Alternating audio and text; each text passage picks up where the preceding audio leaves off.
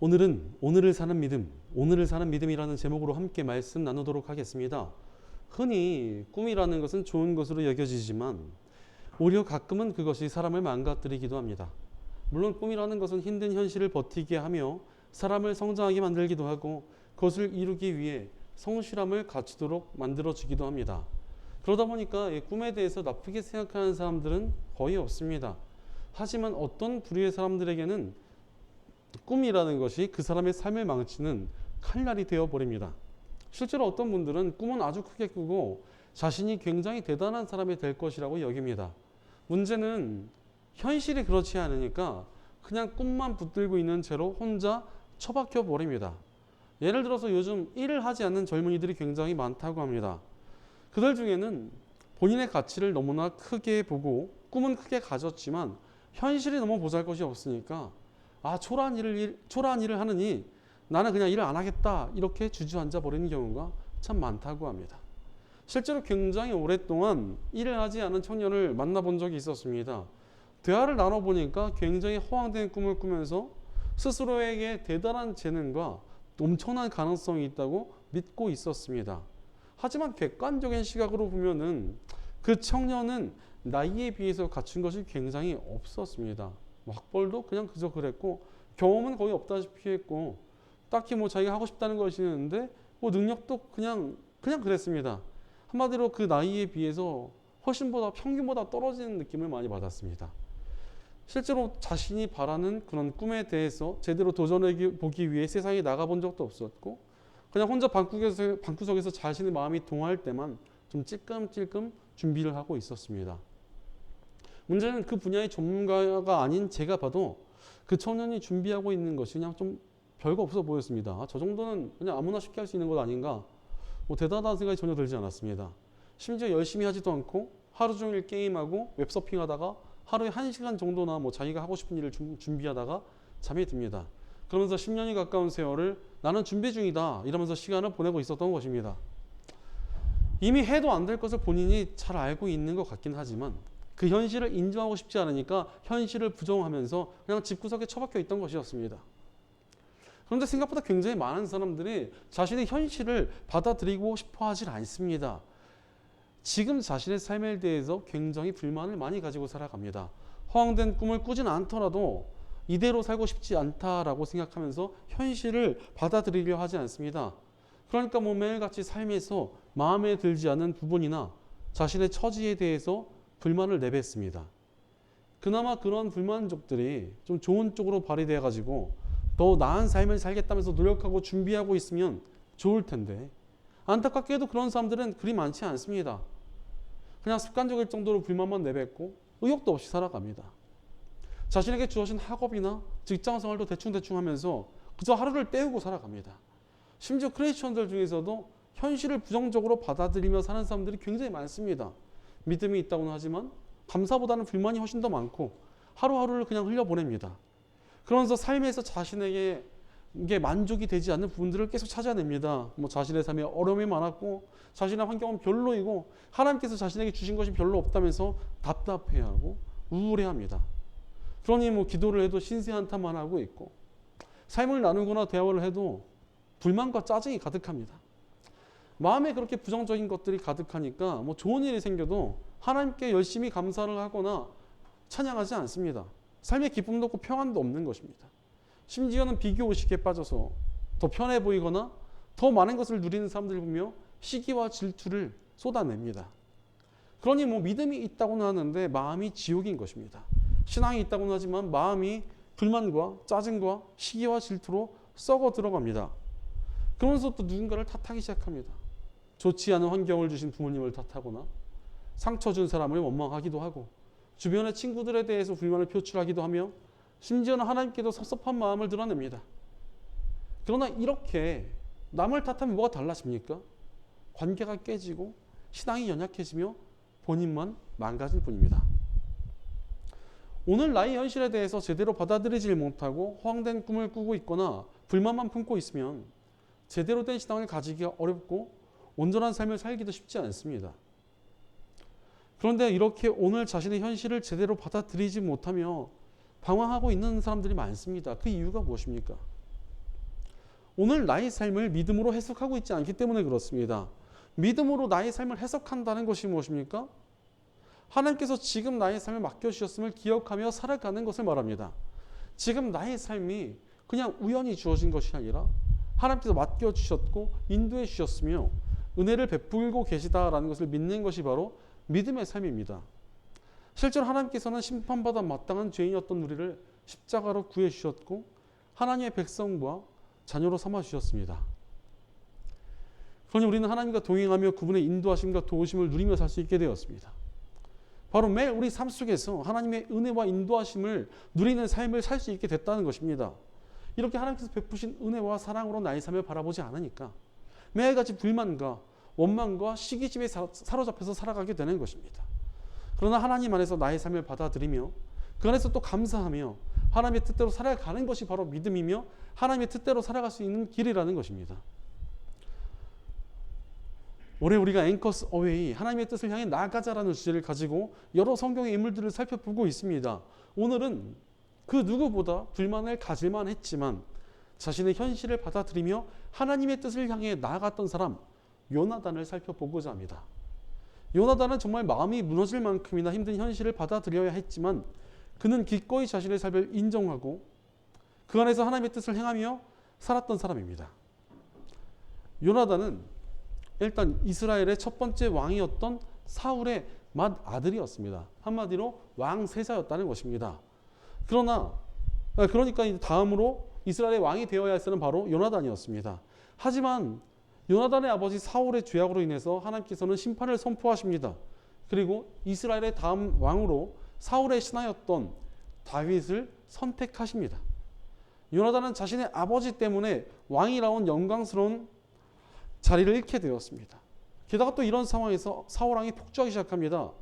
오늘 보면 15절을 보니까 사울이 다윗의 목숨을 노리고 출동할 때마다 다윗이 이것을 다 알고서 피하였다라고 말씀하십니다. 사울은 자신의 신하였던 다윗을 질투하기 시작했고 하나님께서 그를 왕으로 세우려 하시는 것을 알고는 그를 죽이기 위해서 온 힘을 다합니다. 왕이 나라를 다스리는 일을 다 내팽개친 채 나라의 용사들을 다 끌고 다윗을 죽이려고 온 광야를 헤매고 다녔습니다. 한 국가의 지도자가 이러고 있으면 나라가 위기에 빠질 수밖에 없는 것 아니겠습니까? 하나님께서 선포하신 대로 사울 왕조의 멸망이 더욱더 가까워지는 상황이었습니다. 그런데 또 요나단은 굉장히 대단한 사람이었습니다. 다음 왕에 어울릴 만큼 뛰어난 리더십과 정의감을 가지고 있는 인물이었습니다. 그런 사람이 아버지의 죄악 때문에 왕위를 빼앗기게 되었다는 것이 너무나 안타까운 일 아니겠습니까? 그러나 요나단은 하나님께서 다윗을 택하셨음을 알고는 왕이 되겠다는 모든 욕심을 내려놓습니다. 그리고는 그 누구도 원망하거나 불평하지 않습니다. 그저 지금 자신에게 맡겨진 자리에서 하나님의 뜻을 행하며 살아갔습니다.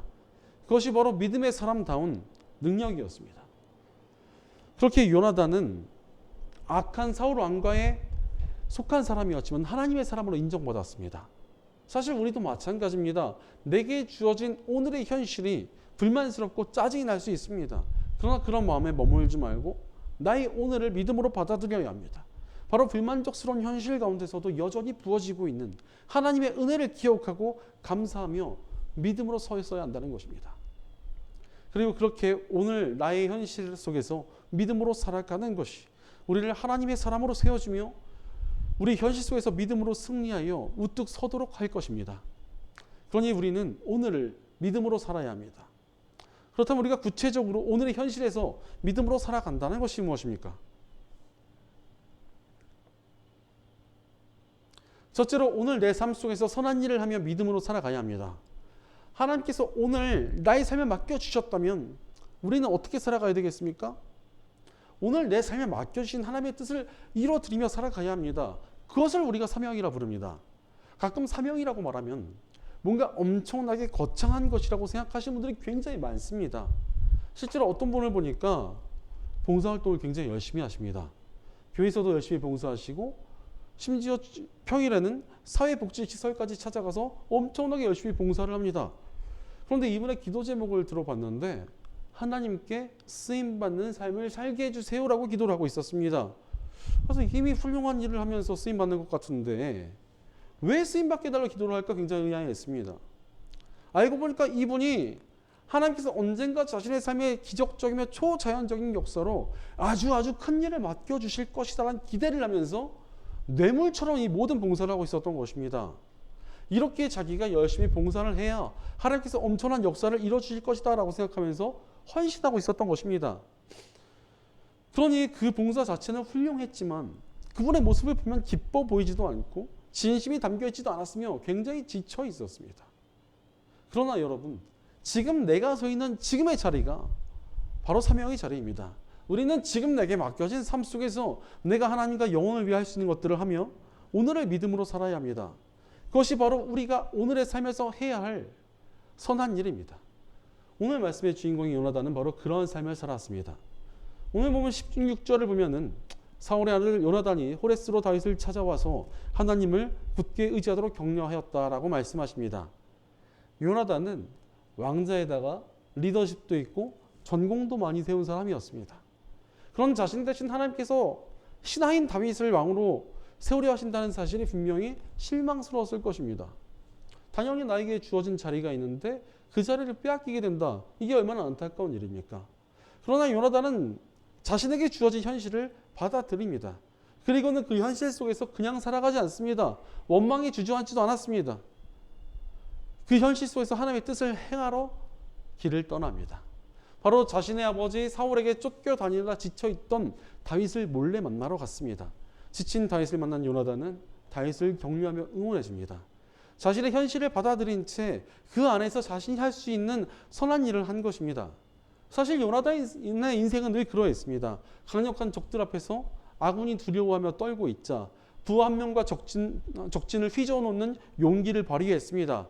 아버지 사울이 하나님의 사람인 다윗을 죽이려 하자 그를 나서서 보호해 줍니다. 또한 오늘 말씀에서는 다윗이 사울의 추격에 지쳐가니까 그를 격려해 주러 왔습니다. 그런데 사실 요나단 입장에서는요, 이렇게 다윗을 찾아올 수 있었다면 다윗을 찾아내서 그를 죽이기만 하면 됩니다. 그럼 자기가 바로 다음 왕이 될 수 있습니다. 한번 눈을 딱 감고 하나님의 뜻을 행하지 않으며 친구를 배신하면 모든 불합리한 현실을 바꿀 수 있습니다. 자신의 아버지가 다윗을 질투해서 폭주하고 있는 것도 막을 수 있고 지금 방치되어 있는 나라를 구할 수 있으며 자신이 다음 왕이 될 수 있는 것입니다. 하지만 요나단은 그리하지 않았습니다. 그것은 하나님의 뜻이 아니었기 때문입니다. 요나단은 자신의 삶을 받아들이고 하나님께서 기뻐하시는 선한 일을 했습니다. 지금 자신의 삶에서 악을 거절하고 선한 일을 하는 것, 그것이 바로 사명자의 삶이기 때문입니다. 우리도 지금 나의 자리에서 선한 일을 하며 오늘을 믿음으로 살아야 합니다. 그 삶이 하나님께서 기뻐하시며 은혜 주시는 삶입니다.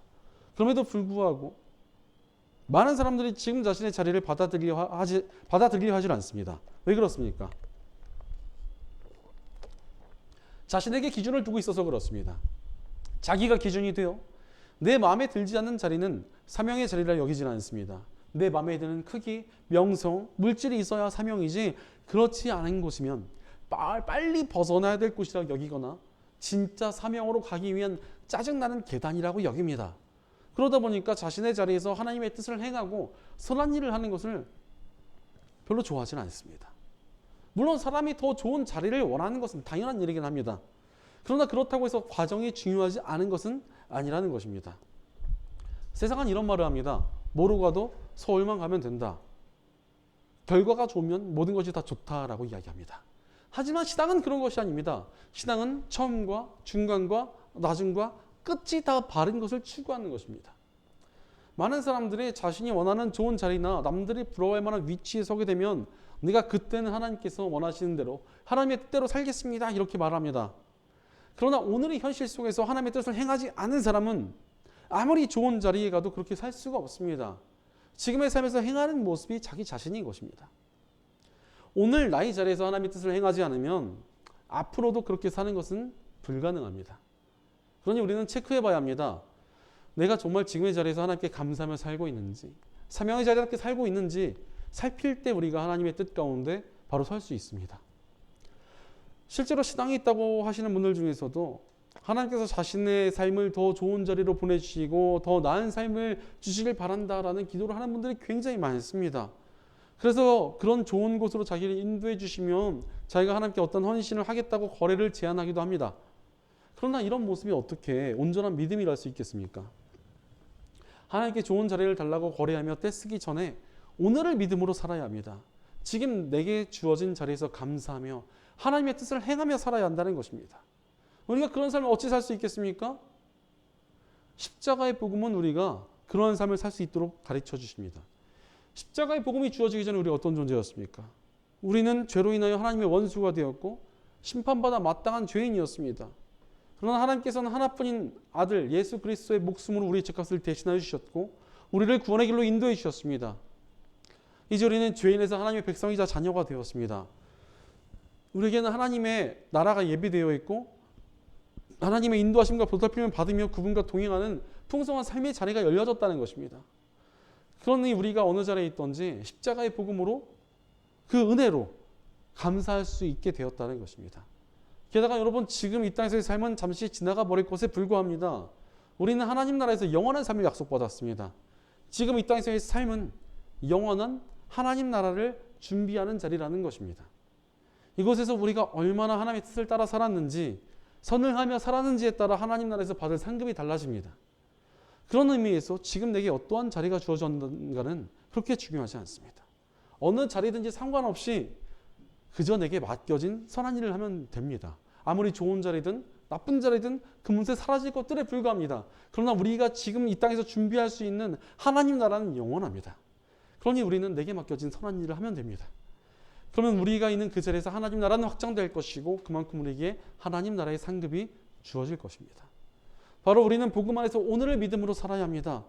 게다가 그렇게 복음의 은혜에 감사하며 하나님 나라를 위해 선한 일을 하며 살아가면 우리의 삶이 하나님 안에서 하나님의 능력으로 아름답고 복되게 쓰임받게 됩니다.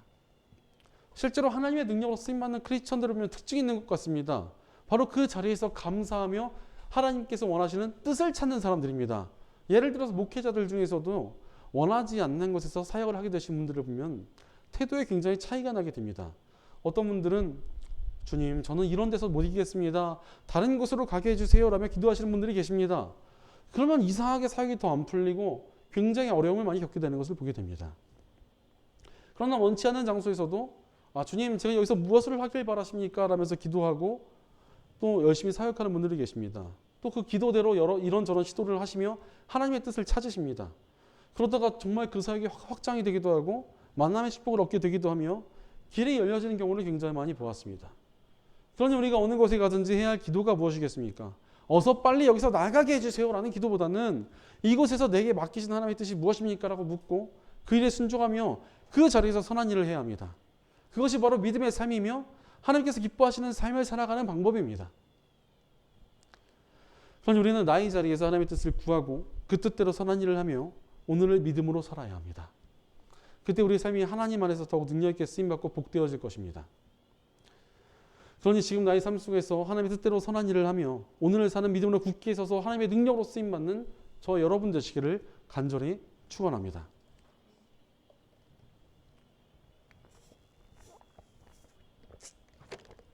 둘째로 오늘 내 삶 속에서 미래를 꿈꾸며 믿음으로 살아가야 합니다. 우리의 믿음이라는 것이 그저 현실만 바라보고 있는 것이 맞습니까? 현실을 받아들이는 것도 중요하지만 우리는 하나님 안에서 소망을 품을 자격이 있습니다. 우리는 우리에게 소망을 주시는 하나님의 백성이자 자녀이기 때문입니다. 오늘 본문 17절을 보니까 요나단은 다윗에게 전혀 두려워하지 말게. 자네를 해치려는 나의 아버지 사울의 세력이 자네에게 미치지 못할 걸세. 자네는 반드시 이스라엘의 왕이 될 걸세. 나는 자네의 버금가는 자리에 앉고 싶네. 이것은 나의 아버지 사울도 아시는 일일세 라고 위로와 격려를 전합니다. 여기에는 요나단의 꿈이 담겨져 있습니다. 요나단은 다윗과 함께 하나님의 뜻대로 아름다운 나라를 세워가겠다는 꿈을 가지고 있었습니다. 그가 비록 하나님의 뜻에 따라 왕은 되지 못할지라도 새로 왕이 될 다윗의 동역자로서 함께 멋진 나라를 세워가는 그런 미래를 꿈꾸었던 것입니다. 물론 요나단의 아버지 사울과 다윗이 서로 반목하고 있으니 그것은 쉽지 않은 일이었으나 요나단은 꿈을 포기하지 않았습니다. 우리 역시도 오늘의 현실을 살되 소망을 품고 미래를 꿈꿔야 합니다. 또한 이러한 소망이 있어야 우리가 오늘의 삶을 힘껏 살아낼 수 있기 때문입니다. 바로 우리는 미래에 대한 소망을 꿈꾸며 오늘을 믿음으로 살아야 합니다. 물론 이러한 미래를 꿈꾼다는 것은 허황된 꿈을 말하는 것이 절대 아닙니다. 제가 어렸을 때 사역자의 길을 꿈꿨던 많은 친구들이 있었습니다. 다들 모여서 미래 사역에 대한 구상을 나누고 자신들이 바라는 이상적인 교회에 대한 이야기들을 굉장히 많이 나누었습니다. 그때 정말 그 젊은 신학생들이 얼마나 반짝반짝 빛이 났는지 모릅니다. 하지만 20년이 가까운 세월이 지난 지금 거의 대부분이 다른 길을 갖고 남아있는 친구들은 몇 명 되지 않습니다. 이유가 있습니다. 아무리 멋지고 훌륭한 구상을 가지고 있었어도 아무것도 안 하는 친구들이 있었습니다. 아무것도 안 하는 친구들은 교회에서 봉사도 안 하고 사역 자리가 있어도 시작을 안 했습니다. 그렇게 꿈을 위해서 머리만 굴리고 몸을 쉰 친구들은 아예 사역을 시작도 못했거나 뒤늦게 시작했더라도 현실과 이상이 너무나 차이가 나니까 그걸 버티지 못하고 그만두었습니다. 사실 어떤 분야도 마찬가지입니다. 꿈을 꿨으면 그 꿈을 이루기 위해 오늘을 힘껏 살아봐야 뭔가 이룰 수 있는 것입니다. 너무 오래 망상만 하고 있으면 현실에서 좌절할 수밖에 없습니다. 남들은 다들 실력을 키우고 필드에서 얻을 수 있는 경험을 쌓는데 그냥 오랜 기간 꿈만 꾸고 있으면 뭐가 도움이 되겠습니까? 오히려 뒤늦게 도전하고 나면은 이미 너무 뒤처져 있거나 자신의 이상과 현실이 너무나 차이가 나서 큰 충격을 받고 굉장히 고생하게 됩니다. 바로 믿음의 사람들이 해야 할 것은 미래를 꿈꾸되 현실을 힘껏 살아가는 것입니다. 바로 소망을 품고 성실히 나의 삶을 살아가는 것이 바로 믿음이라는 것입니다. 망상만 하는 것은 믿음이 아닙니다. 바로 꿈도 없이 현실만 사는 것 역시도 믿음이 아닙니다. 바로 미래와 현실이 연결된 삶을 살아가는 것이 믿음이라는 것입니다. 우리는 미래의 소망과 현실의 노력을 통해 오늘을 믿음으로 살아야 합니다. 그렇게 미래와 현실이 연결된 삶에 하나님의 능력과 역사가 반드시 나타나게 될 것입니다. 그럼에도 불구하고 미래와 현실이 연결된 삶을 사는 사람들이 그렇게 많지가 않습니다. 왜 그렇습니까? 믿음이 연약해서 그렇습니다. 일단 대부분 이런 부류는 한 세 부류 정도가 있는 것 같습니다. 일단은 아예 꿈을 꾸지 않는 사람들이 있습니다. 현실이 어렵고 힘이 든데 무슨 꿈을 꾸겠냐면서 아예 소망을 품지를 않습니다. 현실만 배워서 현실에서만 살겠다라고 하는 것입니다. 하나님의 능력을 믿지 못하고 있으니까 소망을 품고 있지를 못하는 것입니다. 그러나 이것은 소망이 하나님을 제대로 믿지 못하고 있는 것 아니겠습니까? 다른 부류는 소망을 품고는 있는데 딱히 뭘 열심히 하진 않습니다. 그냥 뭐 될 것이다 라고 믿는다는데 그것을 위해서 제대로 준비를 안 하는 것입니다. 그러나 이것은 믿음이 아니라 망상에 가깝습니다. 꿈을 꾸면서 뛰는 것이 진짜 믿음 아닙니까? 마지막으로 명확한 비전이 없다면서 뭐 꿈이 생길 때까지 기다리겠다느니 꿈을 찾느라 자신만의 시간을 가지겠다느니 하고 있는데 거의 대부분 이런 경우 꿈이 더 생기진 않습니다. 물론 잠깐 쉬거나 시간을 가질 수 있는데 그 시간이 한 반년, 길어야 반년 정도라고 봅니다. 반년 이상 넘어가면은 사람이 퍼지게 되어 있습니다. 적어도 자신이 제일 잘 알고 전공한 분야에서 일단 그래서 부딪혀보고 또 부딪혀봐야 그 안에서 꿈이 생기고 뭐가 보이는 것입니다. 그냥 나는 좀 편한 일 하면서 쉴래 이러고 있으면 더 앞길이 보이지가 않습니다. 바로 우리는 미래와 현실이 연결된 오늘을 믿음으로 살아야 합니다. 그런 삶을 우리가 어찌 살아갈 수 있습니까? 복음 안에서 가능합니다. 십자가의 복음은 우리의 신분을 바꿔주십니다. 예수님께서 우리를 위해 죽으시고 부활하심으로 인해 우리의 신분은 하나님께 심판받아야 할 죄인에서 하나님의 자녀가 되었습니다. 이제 온 세상을 다스리시는 하나님께서 우리 아버지가 되셨다는 것입니다. 아버지가 보시기에 자녀가 꿈을 꾸고 그 꿈을 위해 열심히 준비하면 안 도와주시겠습니까? 저희 아버지께서는 원래 믿음이 없으셨고 제가 목회하는 것을 이제 탐탁지 않아 하셨습니다. 그래도 제가 부족하나마 목회의 길을 꿋꿋이 걸어가니까 이제는 아버지께서 저를 도와주시는 도역자가 되어주셨습니다. 마찬가지로 하나님 아버지께서는 우리의 소망을 도와주시는 분이십니다. 우리 하나님께서는 우리의 꿈과 소망을 얼마든지 도우실 수 있는 능력도 있으신 분이십니다. 그러니 우리가 해야 할 일은 명확합니다. 소망을 품고 그 소망에 합당할 만한 준비를 하며 오늘을 믿음으로 살아야 합니다. 실제로 사도 바울도 말하기를 부르심을 받은 그 처지에 머물라고 말했습니다. 지금 자신의 삶에 만족하고 감사하며 믿음으로 살라는 것입니다. 심지어 지금 자신의 신분이 노예일지라도 감사하며 믿음 안에서 살라고 말했습니다. 그러나 자유할 기회가 있으면 그것을 선하게 이용하라고 이야기했습니다. 사도 바울의 시대에는 노예에게도 품삯을 주었습니다. 그래서 그것을 열심히 모아가지고 자신의 몸값을 치르거나 아니면 큰 공을 세우면 자유의 몸이 될 수가 있었습니다. 바로 지금의 삶을 믿음 안에서 충실히 살아가되 선한 소망을 가지고 성실히 살라는 것입니다. 우리 역시도 우리의 삶을 충실히 살아가며 소망을 품고 믿음으로 살아야 합니다. 제가 예전에 가르쳤던 청년들 중에서 예술 분야로 가고 싶어 했던 청년들이 많았습니다. 심지어 어떤 3명은 거의 비슷한 분야로 꿈을 꾸고 있었습니다. 그래서 제일 먼저 한 명이 현실적으로 이런 꿈을 꾸는 것은 어렵다라면서 꿈을 접었습니다. 다른 한 명은 꿈은 굉장히 큰데 딱히 뭘 열심히 하질 않았습니다. 그러니까 그 필드에 있더라도 얼마 지나지 않아 한계를 만나고 그만두게 되었습니다. 하지만 마지막 한 명은 정말 꿈을 꾸고 정말 밤새도록 노력을 했습니다.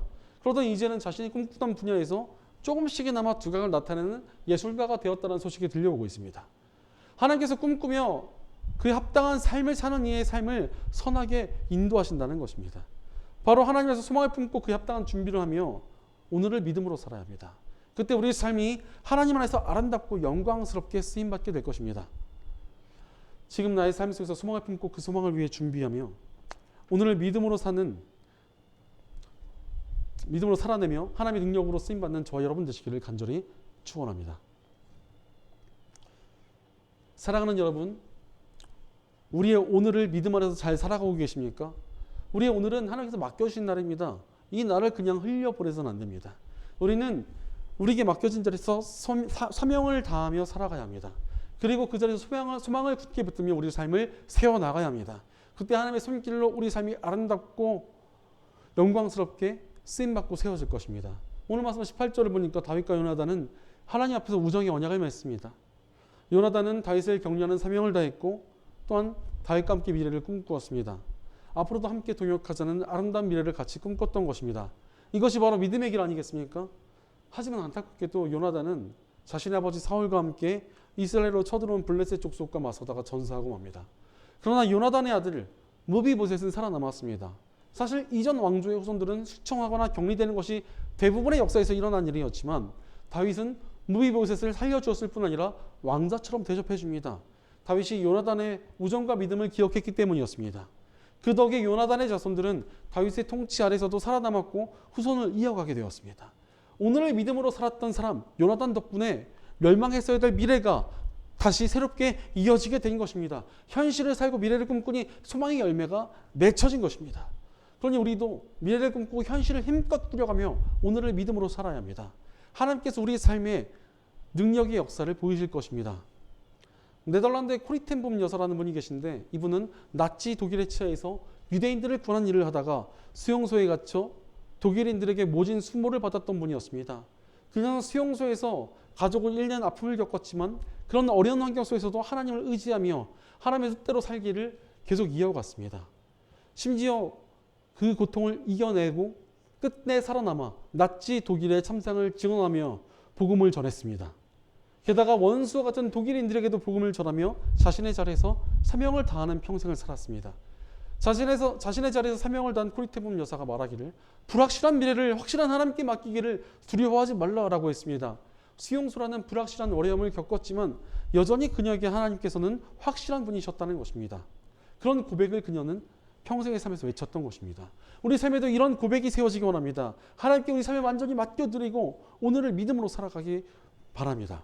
그때 우리 삶이 하나님의 손길로 아름답고 복되어질 것입니다. 그러니 하나님께서 예비하신 복된 삶을 살아갈 사람은 누구입니까? 하나님께 삶을 맡기고 현실을 살아가는 저와 여러분입니다. 맡은 영혼을 구하고 교회를 바로 세우며 세상을 구하는 일에 쓰임받을 사람은 누구입니까? 자신의 자리에서 사명을 다하며 소망을 품고 살아가는 저와 여러분입니다.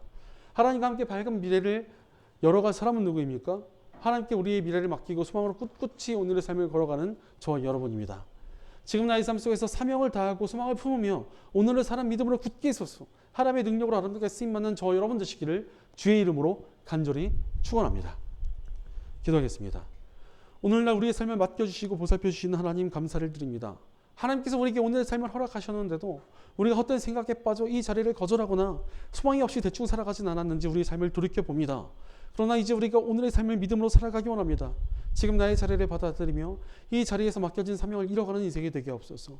하나님을 신뢰함으로 소망을 품으며 그 소망을 위해 힘껏 살아갈 힘을 주시옵소서. 주님 안에서 믿음으로 매일 주어지는 오늘을 온전히 살아가게 하여 주시옵소서.